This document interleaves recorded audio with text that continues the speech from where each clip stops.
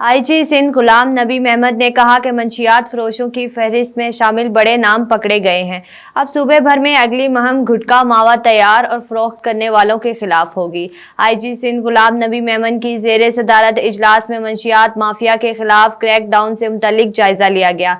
इस मौके पर DIG CIA ने बताया, मंशियात फरोशों की फहरिस्त में शामिल बड़े नाम पकड़े गए हैं। ये मुलजिमान व्हाट्सएप और ऑनलाइन मंशियात फरोशी में मुलविस हैं। इजलास में आईजी सिंध ने कहा कि मंशियात के खिलाफ इकदामात से जराइम में कमी आई है।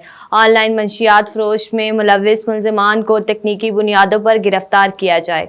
इन्होंने मजीद कहा कि मंशियात माफिया के खिलाफ एक्शन से गुटखा मावा की फरोख्त के बढ़ जाने का खतरा है, लिहाजा सूबे भर में अगली मुहिम गुटखा मावा तैयार और फरोख्त करने वालों के खिलाफ होगी। इस मौके पर एडिशनल IG कराची का कहना था कि फलाही व सरकारी इदारों में कराची में बहाली मराकज़ के क़याम की दरख्वास्त कर रखी है। दरख्वास्त पर काम जारी है और जल्द ही नताइज सामने आएंगे। कराची में मंशियात की लत में मुब्तला अफराद के इलाज के लिए किसी बड़े इदारे की ज़रूरत है। अब तक के लिए इतना ही। देखते रहिए B42 न्यूज़।